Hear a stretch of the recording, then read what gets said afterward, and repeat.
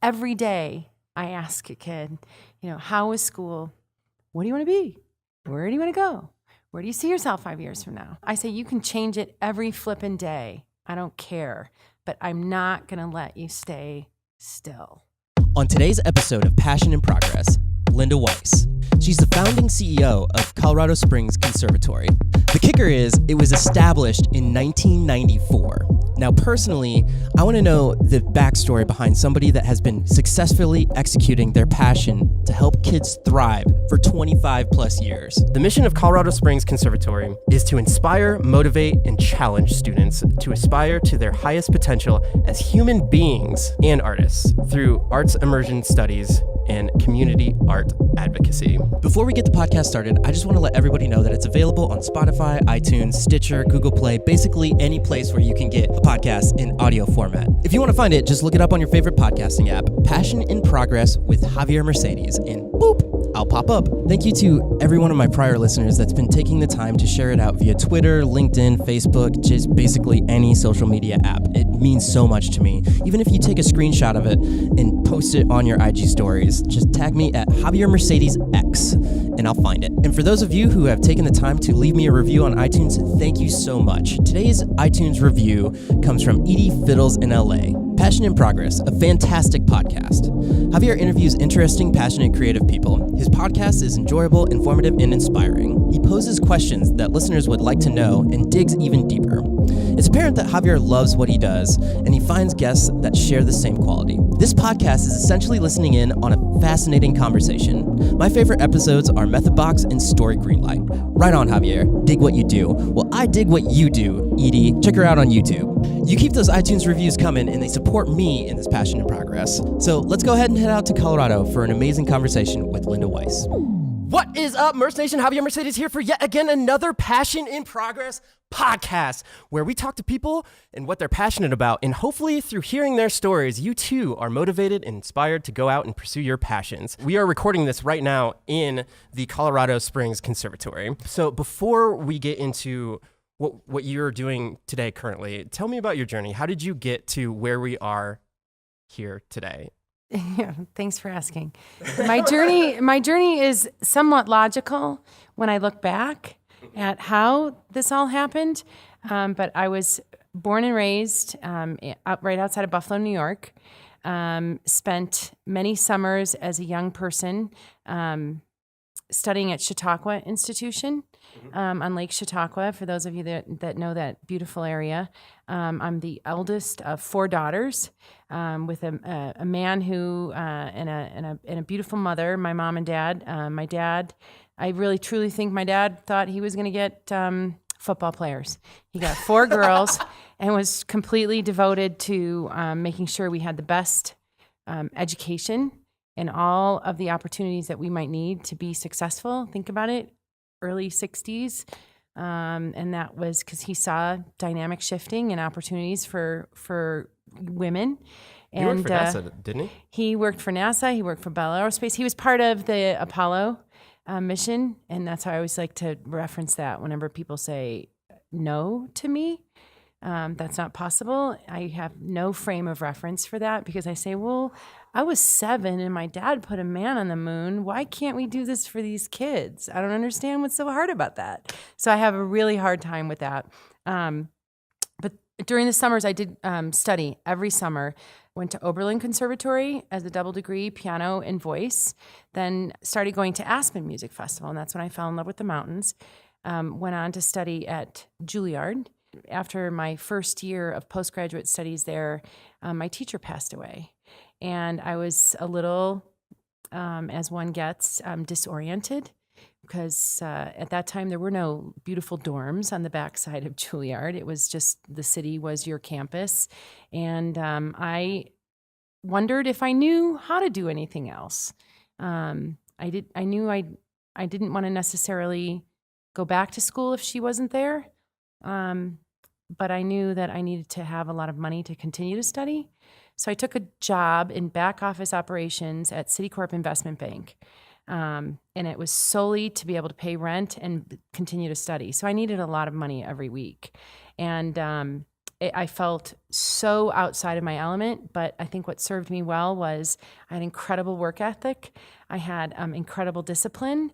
And every time I didn't know something, I would walk down to Battery Park and open this ginormous book and read about everything from Freddie Mae to Fannie Mae to Freddie Mac to MBS to money market and then I'd go into these meetings and listen and take copious notes and hope that no one thought that I got my MBA from Juilliard. But 2.5, 3 years into that, there were a couple women on the floor at that time, just a couple. And they sat me down and said, we'd like for you to go get your MBA and go to Columbia, take your Series 7 and join the team. And I was like, I got to go now because I can't walk down another beige hallway with no art on it.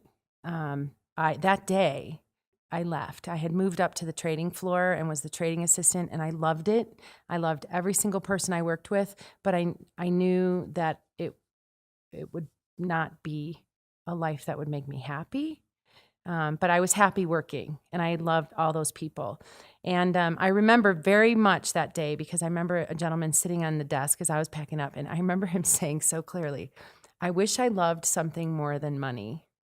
Wow. That's and crazy. I thought, well, that's great, John, because I'll be in touch. But it was profound for me because it wasn't ever about the money. But again, I think looking back on my journey, that whole experience of taking trades for $25 million, $50 million, $2 million, over to the sales folks and the traders on the floor at Citicorp at 55 Water Street, again, like just completely blew my concept of what's possible out of the water. The whole idea of starving artist, I never equated with that because I was always around this element of, no, you don't have to be. I mean, there's people that want to work together to make something amazing happen. So what happened out of that was I was certified aerobics, and it was just I never wanted to leave the city, ever. I love the city, period. I love it. But I was also very spoiled. I had a dear friend who worked in the artistic department at the Metropolitan Opera, and so I was very spoiled, and I'd go 4 to 5 times a week to the Metropolitan Opera. Irony of ironies, I never went and saw a Broadway show. That's crazy. Well, it's kind of crazy, but it also shows what a snot I was. Like I'd go to Carnegie Hall, I'd go see the New York Phil, I'd go to the ballet, I'd go to the opera, but Broadway? So keep that in perspective because now I've landed in the middle of America where every kid wants to be on Broadway. So it's been an incredible journey. After I left Citicorp, I went to work for a foundation called the Richard Tucker Foundation. And to this day, Karen I consider her one of my mentors. This tiny little voracious woman who raised so much money every year to put on a PBS special with all the famous opera singers, build prize money for opera singers, and still have time to write a handwritten thank you note, but raised millions and millions and millions of dollars. What I learned from her was how that works, because here I was sitting in this tiny, tiny little foundation, and all these people from Wall Street were walking in to be on the board. And I was like, I see how that works. They want to support art at that level. They understand how important it is to support art at that level. They also understand that young artists need help along the way. So I learned a lot from Karen. All along the way, I'm performing, I'm doing my stuff, and kept, as often as I could, come out to study at the Aspen Music Festival. And in the early 90s, I just decided I wanted to be near the mountains. As long as I was near an airport, I could do what I was trained to do, which was, at that point, be an opera singer. And so I moved to Colorado Springs. I thought I'd land in Denver, and I landed at first in Denver. And it's 1992, and if you have any context of our state's history, 1992 was a really challenging period for us because of Amendment 2. And it was a national kind of story. And so my friends back east were like, you're going to go where? To, the hate state. That's kind of where Colorado was coined. But then I got here, and Colorado Springs at that time was kind of the mecca for all of this commotion behind Amendment 2. But I came down here and I went to a symphony concert, and they were so good. And then in the percussion department, or in the percussion section, was a friend of mine that had gone to Oberlin and Juilliard.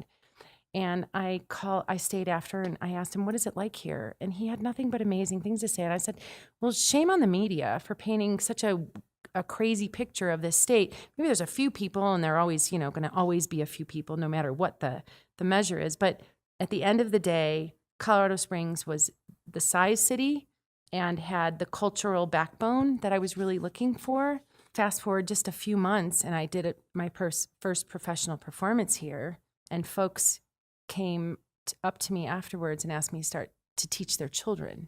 Really? And I was like, oh my God, I'm in New York City like almost 10 years. I don't think I've seen a kid. Like, what do they look like? Remind me. And I'm not an educator, but I took a few students at first, realizing that it's an incredible amount of trust, and it's very humbling, and the impact is profound. But what I saw was kids who had hopes and dreams of things way beyond what they felt like they could reach. And I'm coming from this ecosystem on the coast where everything isn't within reach. And you have people that are 1 degree away from helping you get there. And that's when I started putting together the pieces. And I like to say that it wasn't so much about how great you are, but it was about the tools that you had.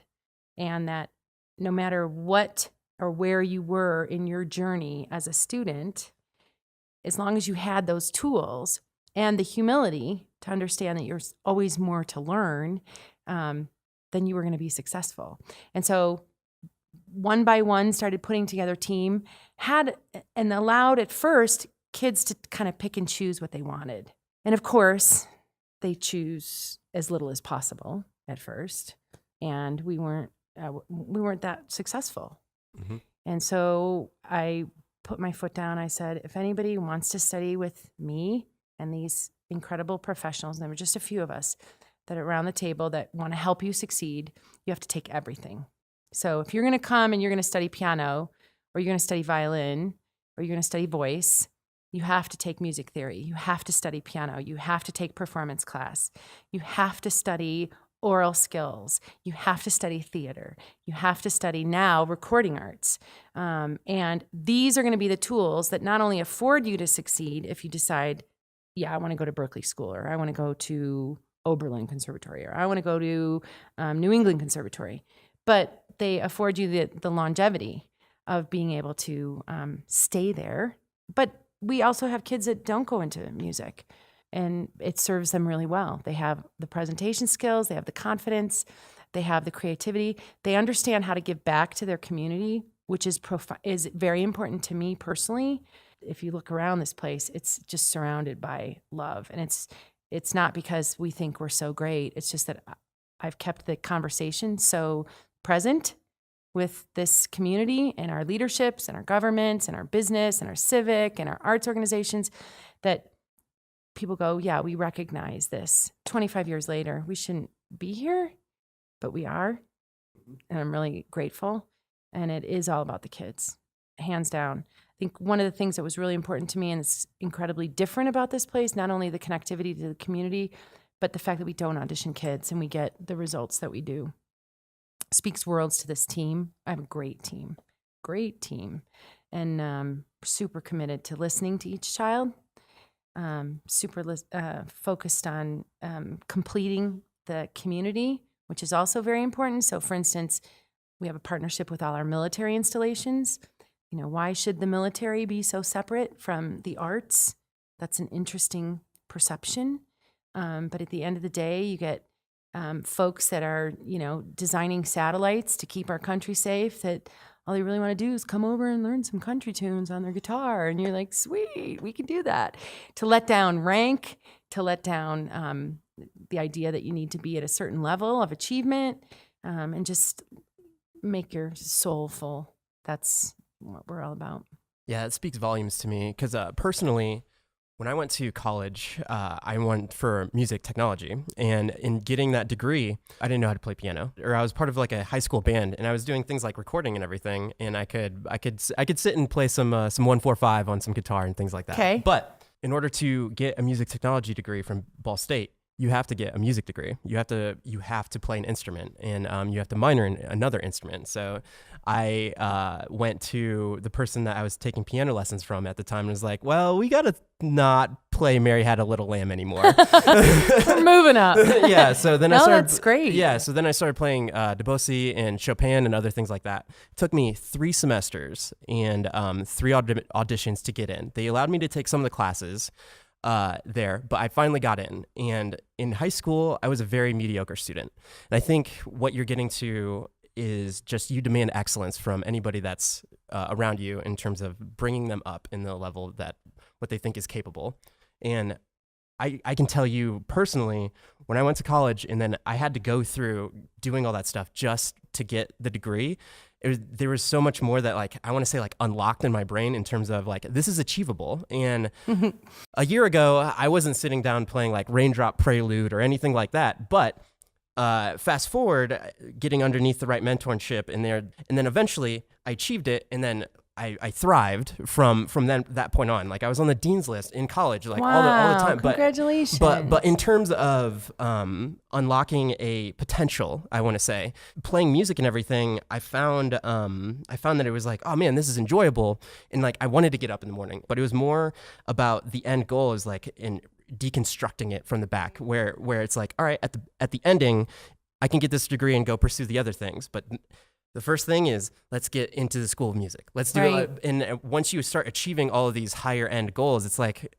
yeah, you can put the work in, you know? Yeah, no, that's it exactly. And I think one of the things that I hear you saying also is understanding too the discipline and the process along the way. It's so true. And not, I think the way that folks perceive it now, it's been an interesting journey to watch how the psychology of that has shifted over 25 years. Mm-hmm. Having kids realize and embrace that process, because it is a world of little sound bites, right? And so they don't know that you have to go lock yourself in a practice room for a long time to be able to achieve that. But gosh, when you walk out and you have it achieved, you feel pretty good, and then nothing's impossible. So yeah, you get it. Yeah, that leads me to talk about the kids here and everything. What you do for mentorship and everything. Can you speak to what you guys do from the day to day and the kind of kids that are coming in here and who you're working with? Sure, it's and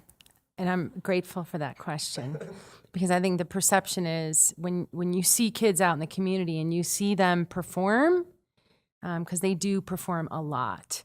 We do over 300 outreaches a year. That's crazy. And it's so great. So it could be anything from, seriously, the mayor's office calling saying, we need a little jazz trio in the corner during this reception. We say, great. Or a national anthem for the therapeutic riding gala out at the stables, to we need you to create a theater piece for the Humane Society. I mean, that's our way of sharing. It's also a great way of keeping the kids goal-oriented, right? And again, also introducing them to different sectors of the community that they might not otherwise be exposed to. But then what's interesting or fascinating is, we're doing work with one of the hospitals, and kids go, yeah, I think I want to study music therapy. Like, that speaks to me. Great. They might not have otherwise had ever had that opportunity for that to even click. But, as I said before, we don't audition any kids. We have kids come over and take a tour. If I have the opportunity to talk with them, line and sinker. well, no, what I do is I ask them 3 questions. I say, what do you want to be when you grow up? And a lot of them say, I don't know. A lot of them are very succinct, and they can be 8 and they already know. I was like, great. But if they don't, that's fine.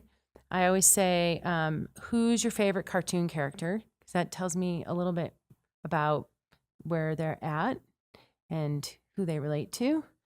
I do now have to Google a lot of these cartoon characters. I'm like, oh, I don't know that one. I'll go look that up. What happened to Bugs Bunny?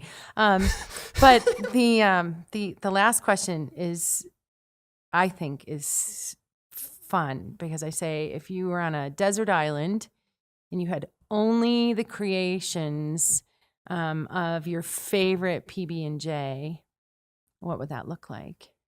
And it's interesting because some of the kids will say, well, I don't like PB&J. Or they'll say, oh, I have like this nut bread with chunky, and then I have like seed strawberry jelly. You go, okay. Or some kids say, I carve off the sides of the crust, and I only like grape and smooth, creamy. It's an interesting moment where like you can right away get to know the kid with just those 3 questions. It's not like there was any psychology behind that. It was just like me sitting down with a bunch of kids and going, I didn't want to audition them. If they do play, we say, hey, play something for us. No pushing, but we want to put the kids with the right mentors. And I think one of the greatest challenges of this place is, one, what is a conservatory? And the perception of who should be studying in a conservatory. And I see that as one, we collectively as a society continue to lower the bar for kids, and we start eliminating more and more arts programs. Why wouldn't we create a place where if a kid wanted to be here, they could? But it's rigorous. It's going to kick your butt. But you're going to be with really cool kids. You're going to be with kids from literally in the after school program, 100-mile radius. So you might meet a kid, you might be in theory class with a kid who on the weekend rides, her dad's herd out in the Eastern Plains, or you're the daughter of a deployed soldier from Fort Carson. You might also just be a really, really well-off, adjusted kiddo, maybe from the north side, whose parents, both grew up here. You have this incredible continuity here in this region. So it's this incredible mixed bag, and I've worked very hard with the community to override the perception that this is a place for really wealthy, really talented kids, because we don't know what they're capable of. The ideal scenario is that a kid walks in here when they're 3 and they leave when they're 18. And we have this progressive curriculum that allows them to, one, for a long period of time, actually experience everything. So the mentors are great. They're so committed to the kids that if they see something happening, or if they recognize maybe there's a talent that we're not addressing, like so-and-so's always in the piano lab, she's like writing a lot of stuff. Really? We didn't, she's not sharing that, So how great is that you've got probably your average 8 or 9-year-old could have 8 mentors here, which is amazing. And they're all very talented. We all still perform, which is important, but yet they're not about them. And that's a hard thing to find. But man, when you find it and you can provide an ecosystem for the mentors and they're happy, then the kids are happy. Every child, we represent every single sector, geographic area, literally within 100 miles in the after-school program. We have the poorest of the poorest kid and the richest of the richest kid, and every race, color, religion in between. And somehow we have like this incredible little Greenwich Village here where there's shared enthusiasm and shared ideas and shared creativity, but yet all within the rigor of, what could be for some kids 12 to 20 hours a week, which is like a part-time job. They never feel like it, which is great, right? You would want the world full of happy people who are just creating and continuing to make the world a better place. Speaking towards diversity, can you tell me how just like seeing the interaction I'm a firm believer in that whole I don't know who came up with the concept, but you're the average of the 5 people that you surround yourself with, like in terms of leveling up the expectations of what you yourself can achieve. I think in what you're describing, being in an environment like that, you're like, oh, so-and-so can do this. Like, oh, let me get to that point. Or like if somebody's really aspiring to do something, it's really cool to not only encourage other people in what they're pursuing, but also like you yourself, once you get something and having that group there to be like, yeah, you did that. That's awesome, you know? And can you talk about, I think I heard from Heather that 100% of the people that come to, is it CORE? The CORE after school program. Yeah, go to college. Yeah. Can you speak about that? Sure. It's quite fascinating because some of these kids come from situations that it's not even in their DNA. Like they have just been born into this situation where it's just not going to happen. And, you know, you spoke to it so eloquently. They inspire each other. We keep a very strong yet flexible perspective on every kiddo so that as things evolve, you know, that we can see where their goals are. Every day I ask a kid, you know, how was school? What do you want to be? Where do you want to go? Where do you see yourself 5 years from now? And it's not like they need to I say, you can change it every flippin' day. I don't care, but I'm not going to let you stay still. Like you gotta know where you're going. And if you need to take a left at any given point, great. But you're not taking it from, you know, a standstill. And I'm really proud of the fact, 25 years, we graduated 100% of the kids from the after school program. If they get to the 12th grade, not a lot of them stay through the 12th grade. You know, they start making choices. You know, somebody might want a letter in swimming, and it's just not going to work with schedule. Or, you know, or it's too hard, or they move away. But the kids that get here and they stay through the 12th grade, I'm really proud of that because it's quite an achievement. And, you know, we don't test anybody. Crazy. Every day is a test. I think it speaks volumes to just how much you expect from them. And then it's just understood that like you are going to achieve excellence just by asking yourself, like, why are you here to be doing this thing every day? Yeah. And then people that persevere, if this is what, like, I like what you said about the swimming thing, because it's like, all right, if you want to go pursue that, at least they're still motivated to do something, right. you know, right. which is awesome. And I feel like that's another like I don't know, thought or theory behind like, all right, if you are setting yourself up to be goal-oriented in whatever you're doing in life, then like you have the assets and the skill sets to pursue those things. The last thing to bring to that is the alumni. You've been here so long. I know. That, they're older than me now. It's so weird. The alumni, are some of them coming back? Oh my gosh. I'm so proud of the fact that so many alumni come back. I love it. I want to say probably a little over a third of our mentors are alumni. It's crazy. And there's a lot that are in the community doing amazing things. In fact, I just wrote a recommendation for one of them for Colorado Biz, which is a magazine up out of Denver. And, you know, this kid's grew up here. He runs an organization called the Quad, which is a group of students from each institution, Air Force Academy, Colorado College, UCCS, and Pikes Peak Community College. And these students come together, and with Jacob's leadership, Jacob is the young man I'm talking about, they look at the region and start to help businesses and other organizations kind of make strategic choices from their young perspective. And in Jacob's, what did he say? He's 26 now.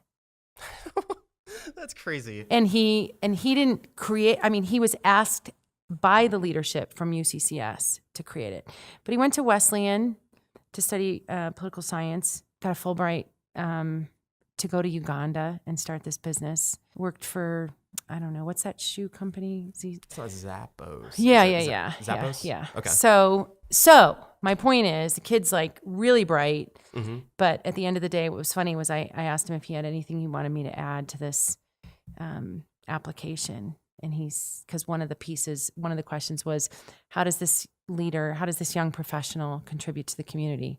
And he said, how could I not know otherwise growing up at the conservatory? It's just like you just become curious. You want to learn more. Out of that comes respect. He's one example of many. We just got through doing an enormous performance piece called Jack, A Moral Musical Tale. And Josh Franklin, another alumni, came home to direct it. Cece Wells was the creative designer behind it, another alumni. We had 2 alumni in it. It sets a totally different standard. It's one thing to be 9 years old and be in studio class with a 14-year-old. And it's a completely different thing when that 9-year-old and 14-year-old then start working with this 34-year-old who's been on Broadway half his life, writes incredible music, has 2 CDs, and he's incredibly kind and talented. And you go, why wouldn't I want to grow up to be like that? And then to have an accessible pipeline of communication, like just to be able to walk right up to him at the ripe old age of 9 and say, how did you get to Broadway? And the guy sits down and tells you about it and says, started here. Miss Linda made me get up and sing every dang time I turned around. And so I know no fear. I know that fear is there and I know how to walk through it. I'm not going to let it, stifle me. And anything's possible. Just keep working. Just work hard. And I think, if I had to say, one thing that, and we talk about it, the alumni and I, because I think the oldest class is just now turning 40. We talk about it, how challenging it is with the phones. And the difference between when they would come in 25 years ago, the only thing they could do was go into the practice room and create with each other or practice. And now our greatest challenge is to make sure that they don't walk into the lounge and get on their phones. And it's not that, there's a place for them. We want them to look at artists. We want them to learn, look at songs and things like that. But, we have to constantly remind them. But that's another great thing about alumni. It's like they come in and they tell those stories. So it's not just me being the phone cop, or Heather walking around going, get rid of it. The alumni come home and they say, you don't need it right now. Mm-hmm. It's great. Why don't you go practice what I gave you yesterday? And so the alumni are huge, and they're so near and dear to my heart. And they're so flippin' diverse. There's one young lady getting her PhD in modern Islamic art. That's awesome. And there's another one who's an international opera singer out of Australia. We have our share of doctors, lawyers, engineers, fashion designers, teachers, and they're all really great human beings. And it's not to say it wasn't always easy, but I think in the big scheme of things, we all learned a lot together. I'm grateful to those kids, especially the ones at the beginning. My God, it was like we moved pianos, we moved it was just like, you want a show? My God, here's a rock and a piece of cloth and a box. We're going to put on a show. My God. But we evolve, and we always held each other accountable. And I knew whatever I did, the kids were watching. And I believe that to this day. And so, I have no problem sharing with the kids what it takes to run this place. This is very different. Every time somebody comes in the door, I introduce them to the kids. I make sure they know this is city councilman, this is your county commissioner, this is your business leader, this is your arts organization leader, this is your nightclub owner, takes the city, and they're all really good people. And you ain't learning this stuff in civics class, so I'm going to teach it to you here. So it's and this man makes radiology equipment. This person manufactures this. This person made sure you had the bikes on the street, so that they start paying attention and that everybody is connected. And just because you play an instrument, doesn't make you something not part of that fabric. And I'm really proud to say, I think a lot about the fact that there's so much live music now in this community. And I'd like to believe that we played a huge part in it. It was not fully embraced at first because I'd put the kids anywhere. Mm-hmm. But when they got to a certain point and they were good, I was like, you're going. Because otherwise, they're sitting in their practice rooms, right? Nothing more incredible than to say, yeah, you're playing at the mayor's VIP reception. Nobody's going to pay attention to you. They call it wallpaper. But you're playing 2.5 hours, 3 hours. So you better practice. And God, they get so good so fast.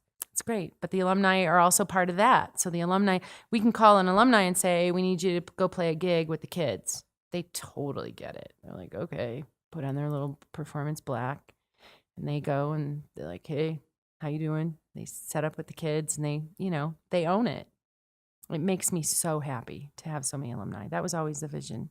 I think speaking towards the alumni and what you were just talking about, like phone cops and everything like that, I think, especially from a young age, I guess personally, my personal opinion would be there's certain things where you could talk the talk, but literally if you're in an environment where everybody that is talking the talk is literally walking the walk, is so much more gravitas towards what it was perfect because you said, all right, how did you get to Broadway? Like literally you're within arm's reach of somebody that's doing that thing right now. And it's crazy how that can inspire someone to be like, and just from what you were talking about on Wall Street and everything, is like, no, nothing's too big. And here's somebody in front of you to prove it to you. And not only that, but when they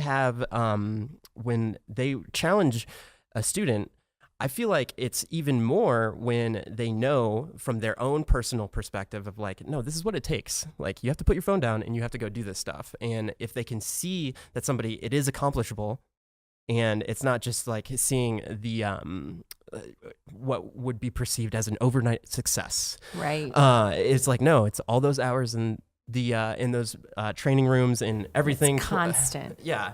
Getting to the point of where those people are at today. Yeah. You talked about it briefly. Let's talk about Jack. Okay. And with that, one of the staggering things that Heather was telling me about was the suicide rate here in Colorado, which is crazy. Can you talk about what you guys were wanting to accomplish with that production in terms of just that statistic? Sure. I think it should be noted that we didn't kind of enter into Jack realizing the impact. Can you give context of what Jack is? Just sure. Jack is a musical, mm-hmm. and that I had originally written in 2017. It's not like I'm the greatest writer in the face of the earth. I create for the kids. And at that point in time, we had an enormous number of young boys. We have a lot of boys anyway, but at that point, they were like 11 to 13. And that's always the time where they start hanging out with different kids. They start making, their voices are changing. They're like, everything's adjusting. And anything I can do to keep them, focused or feeling like they're achieving something, especially if they're singers, they really struggle. And because they don't know, right? Like one day they're a baritone. So I had this story in my head, again, one of many, many stories. And I said, if you guys let me lock myself away for a few days, I'll just get this out. And we'll do that for the musical. Because everything was very girl-centric. And this was 2017. In the spring of that very year, our region suffered a huge blow. I think it was 15 teen suicides in a little less than 2 months. So crazy. And we're a funny city in that we're always 1 degree of separation. We're growing at such a fast rate, but we're still 1 degree of separation. So I felt like it was like all of us, especially as parents, we're just mourning. And every time you turn around, you're like, what is happening? These were all older kids, high school kids. And this in addition to whomever else was engaging in this atrocity. because we do have a lot of military who struggle and any younger kids. But what was the focus at that moment was the high school kids. And so at the same time, I'm creating Jack. We go into this rehearsal process for June 2017. And it's a story about a little boy named Jack who is a bully. And he's really bad bully.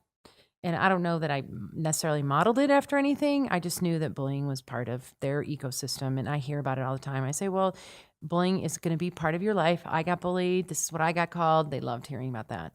But the beauty is the more you appreciate who you are and what you can do for the world, the less likely you are going to be affected by someone trying to bring you down. And that was just kind of the mantra. It wasn't a big deal. I was like, okay, there's a little boy named Jack. He's a bully. He gets suspended from school. He proceeds to dream a dream where every single Jack in literary history comes to life and tries to teach him to do unto others as they would have them do unto him. And every single one of these Jacks was also a kid from the playground where originally all this bullying activities took place. So at the end of that run, and it was really well received, and it was weird because I sat there and went, people were like laughing, they were crying. It was really clever. And Josh came home to do that first run, and he turned to me and goes, this is really good concept. And I said, yeah, it was really fun. I didn't think much would happen. But shortly after that, the leadership from a health organization and our county came to us and said, what was that like as a teaching tool? And I didn't necessarily think of it like that around bullying because the kids were younger. I mean, there were high school kids in it, but they were younger because what they had identified at the county was that kids were having suicidal thoughts, primarily around bullying, as early as 7. That's insane to even think about. So when we started to go down this path of, could Jack be a teaching tool? Could there be a way that kids can talk to kids about it? That wasn't my intention going into it. But what was fascinating and humbling was to be working alongside epidemiologists, behavioral health specialists, suicidologists, county commissioners, county administrators, who all said, whatever we're doing now is obviously not working. Can we be looking at prevention in a different, more creative way and really truly understand what the impact of a program like this might do to ensure a child is less likely to make those choices as they grow up? So it's about behavior. It's about addressing where kids can find confidence, where they can find self-efficacy, where they can learn to advocate for themselves. And again, what was great was all these people were like, oh, and they do what in studio class? And you say, well, they stand up and announce their name and they present themselves. And do they cry? And you're like, no, they might, but they work through it. So to be able to look at our work through the lens of these folks and to be able to kind of pull away at the tenets of engagement. So what do you do in theory class? Well, they collaborate, they do this, they create, they do, and to be able to have someone alongside going, okay, so through this lens, these are the behaviors that they're innately strengthening through this creative curriculum. So we went on this journey, and they said, would you put together a social kind of experiment, if you will, where we can really truly understand the impact of what the Conservatory program does for kids that might likely be the next victims, if you will. And so they had recognized that if the contagion were to spread, it would go to the northwest quadrant of one of our largest school districts.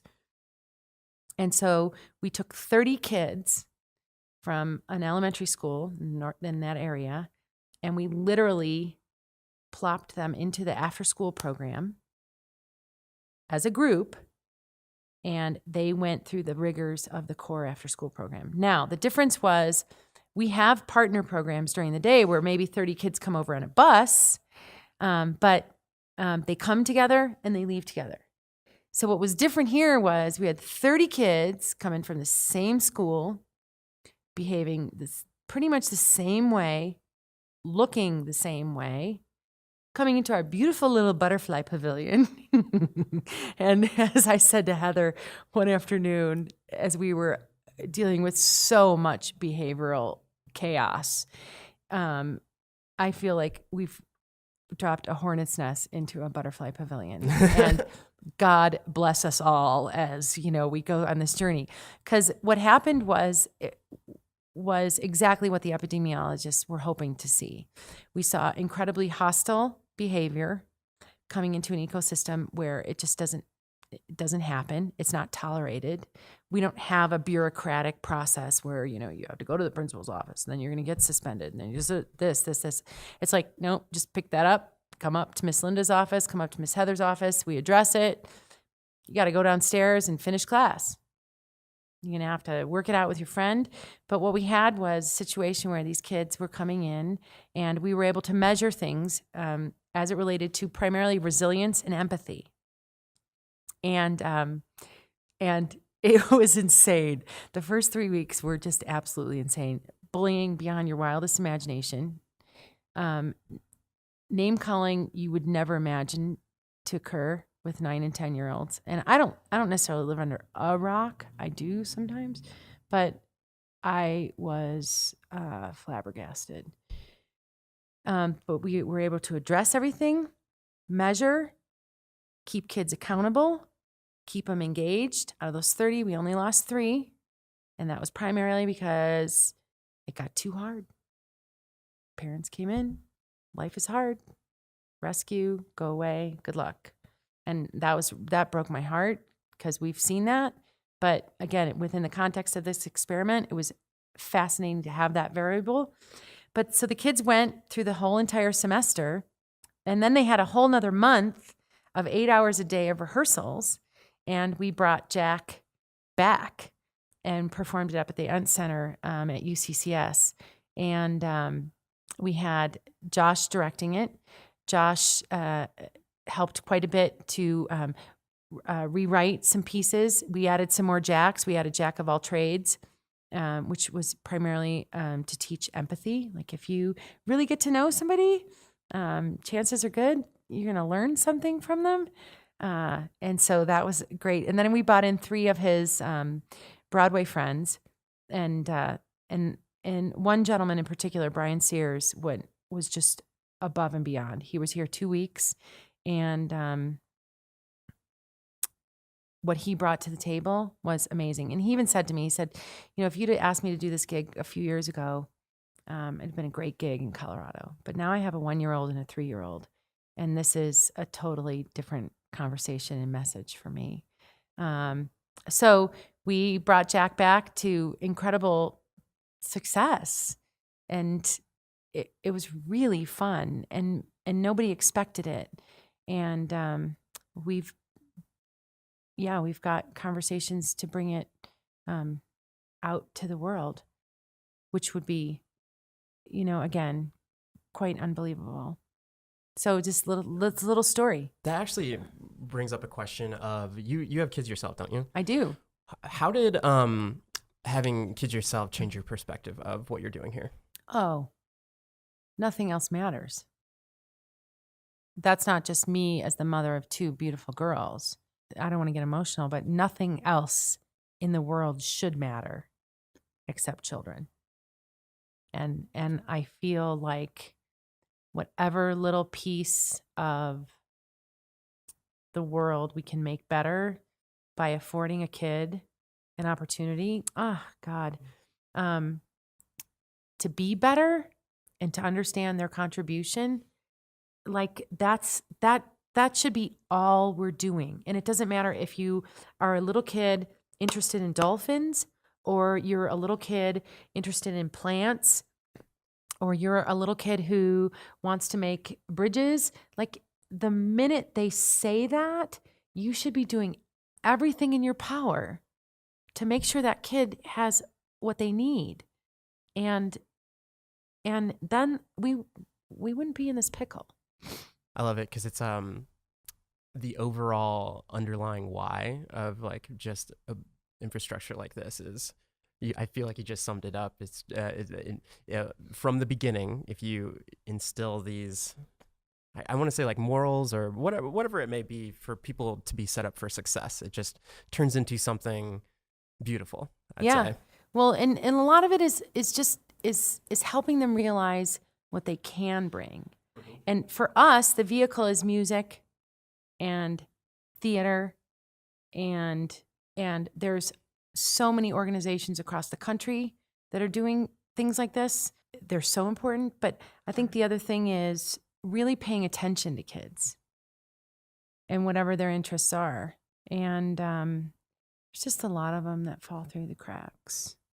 I mean, every time I see a kid get into trouble in the news, or we work with the court systems, and I say, God, if I could have put a guitar in that kid's hand, if I could have just done anything, then he wouldn't have stolen that car, or he wouldn't have hurt that person. Or, but I think what's really fun is that after so long and such a great track record, and not ever assuming anything or thinking less of somebody if they don't see it, more and more of our civic and government leaders are really truly understanding the impact.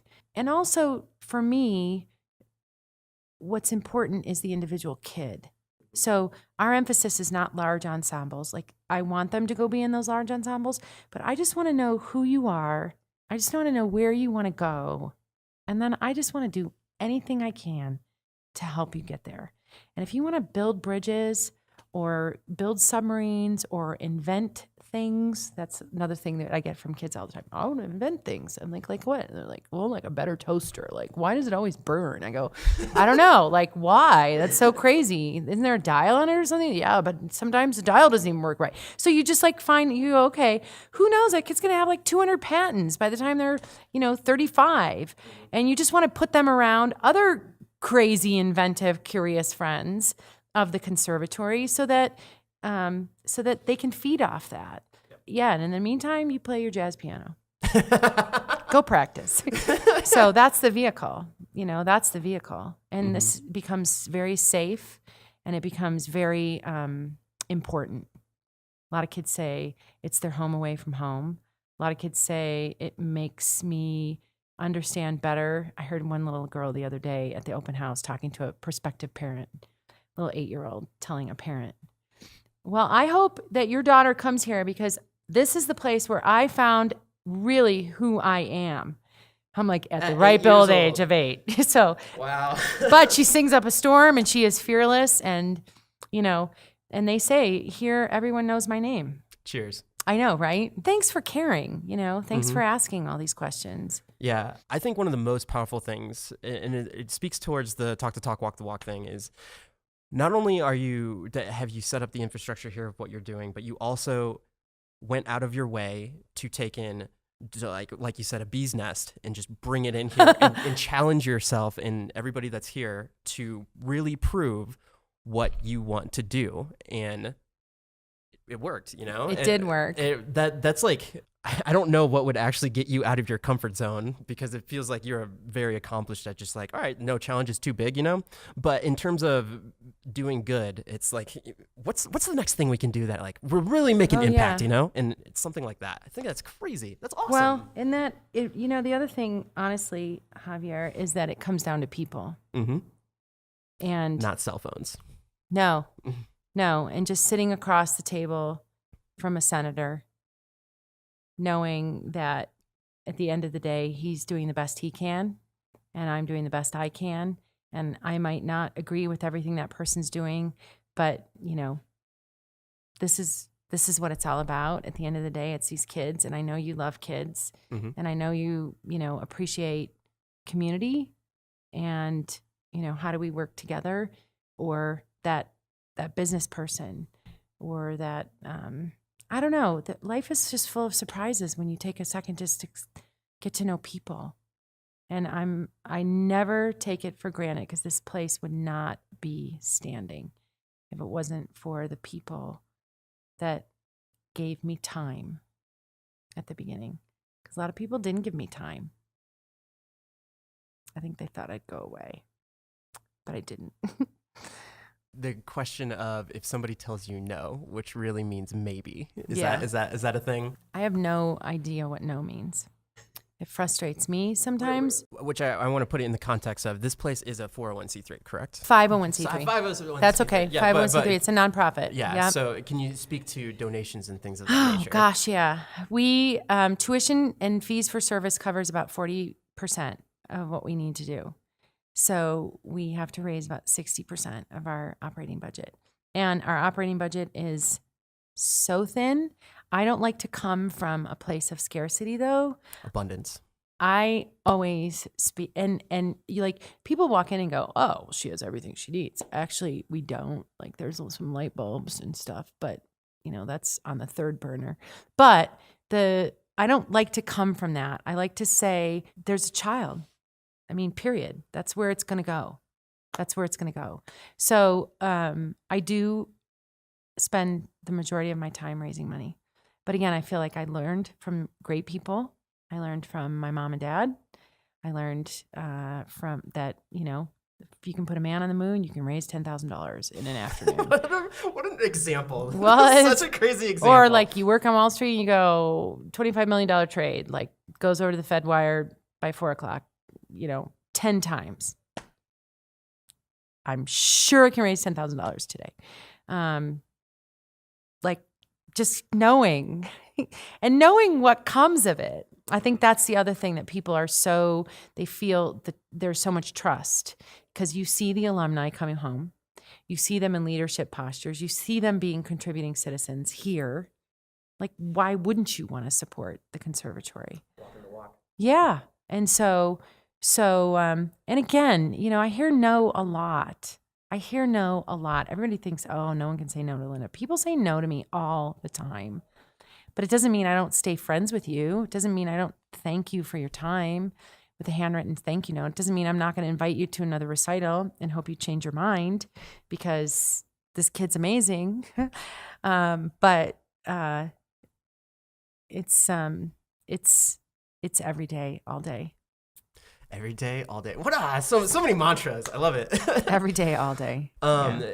But before we wrap this up, there's I guess it speaks to what we're talking about here with donations and everything. And if you could enlighten me on Colorado in general in terms of the weed laws and where that money goes, would something like that benefit a place like this? Yes. But that's like something completely sensible Yes. from Texas. I don't like. Well, what is it would legal in Texas? Pardon me. No, Yet? I don't know. Okay, No, okay. no, it's not. Okay. But it will be. Yeah, but can you speak to Colorado in general and just like what that would do for a place like this? I guess if Sure. like the money, I don't. It's just like such a foreign concept to me. Sure. Well, there's quite a bit of tax dollar revenue that came about once we legalized marijuana as a state. I think some of us might have fell asleep at the wheel. I personally would have never imagined. I knew what the implications would be with the kids. I don't really care about the adults. If people, it's not something I think about, but I knew that if it was accessible to that degree, it was going to impact the kids. And it did. I mean, that first year it was horrific. Kids were like, "Yeah, I'm a dad." I was like, dude, you can't do it here. You can't show up this way. It's not legal. You're under 18. So it was a journey. And I'm still learning about what that funding might mean. I do know that we passed some legislation where a certain amount of it goes to public education. And what I'd like to do and what I've started is to have that conversation around why just public education, why not for those entities like the Conservatory, like a 4-H, like a Girl Scouts, that are educating kids in the after school hours. So can we broaden the conversation around where some of that funding goes, so that organizations like the 501c3s that are having tremendous impact can have access to some of those tax dollars? You roll up to a table and you're like, hey, let me tell you about this this production we did called Jack, and then so on and so forth. That's so much walking the walk. I love it. Well, it's fun, but again, it comes down to trust. So there's a couple legislators, regional legislators that I am having that conversation with, and I would be so grateful if, when we align ourselves with similar after-school organizations that speak to passions, that speak to goals, not just necessarily one-offs, like come do a workshop, but we're going to pay attention to you for 13 years, buddy. We're going to be best friends by the time you're 18, and we're going to get you where you want to go. That's as much education as what happens during the day. And I'd like to broaden that conversation. I'd like to be able to champion that on behalf of a lot of kids. So awesome. Yeah, it'll be fun. Last question I like to ask all my guests is, if somebody wanted to pursue what you are doing today, what would you tell them? So the person just came off Wall Street. Like, what would you tell a person back then what you know now? Well, I think the good news about working on Wall Street is I think the perception is they don't work hard. I think capitalists and entrepreneurs and people that are successful already know what it means to work 29 hours a day. So I think that's a given. Yeah. The other thing I would say is make sure that you are always checking yourself as to the reason why you're doing something. That the why in this instance should always be the kid all the time. And check it, because sometimes we don't do things for the kids, or people don't do things in the best interest of the kids. And this isn't a job. It's a lifestyle. And if you do it right, the kids keep walking through the door. It's really fun. Because they're adults, they're brilliant adults, and now they're your teammates, and it's an incredible shared journey. So that's what I would say to them. Just if you're not able to do it 29 hours a day for the kids, don't do it, because this is it. Yeah, this is it. What did somebody ask me just yesterday? Talk to me about the balance in your life. And Heather said, she's not a good person to answer that question. We're just like, I said, balance to me is my hikes in the morning, my family, my animals, and the kids, my friends. That's balance. There is no time off. There is no, I'm not working. There is no, I'm inaccessible. And I feel like the world needs more people like that, because there's so much work to do. There's so many kids. So that's what I would say to them. Awesome. Is that helpful? Yeah. I think exactly what you're... Is that too scary? No. It speaks to what you were talking about, even in the very beginning of the podcast, of demanding excellence from the people that walk through those doors, and you expect no less from them, which is amazing. And it doesn't mean you've got to be able to be a concert pianist. Exactly. Just be the best you can be, but just know that there's always more. Holding them accountable. Yeah. And then, the nine times out of 10, they walk through that door and go, I didn't even know I could do that. I go, yeah, I know. And look how good you are. Mm-hmm. Now go be an astronaut or whatever the heck you want to be, So yeah, no, thank you for asking that. Where can people find you, or where do you want people to find out more about the Conservatory? Sure. On our website, csconservatory.org. You can come visit us in Colorado Springs. We have lots to do here, so we make a good place to stop. And you can always email me. If families wanted to get involved, what would they do? oh, they just call us or walk through the door and tell us who, about their kid. There it is. It's I love simple. the lack of friction that's there to just get them off the ground running. Yeah, no. Love it. Hey, how are you? How old are you? So kids will go, oh, I'm 8. I go, oh, I'm 8 too. And they go, I've been held back a lot. But that's all they have to do. Just walk through the door. And no one will judge them. Thank you so much for your time. Thank you for This caring. has been so awesome, and I love hearing your story. Hopefully for anybody that was watching or listening to this has inspired them to go and just pursue your passions and whatever that may be. Because I feel like if you hear things like this, there's so much to be accomplished. No, it's great work you're doing, Javier. So Thank you. congratulations, and you are incredibly effective. So and what is it called? Infectious. Thanks. So thank you. Mm-hmm. Yes. If you want to support the podcast, please leave a review on iTunes, or you could drop a subscribe on YouTube and all those things. If you want to reach me on social media, I'm at Javier Mercedes X. Thank you again for your time. And this has been the Passion in Progress podcast with Javier Mercedes. Till next time.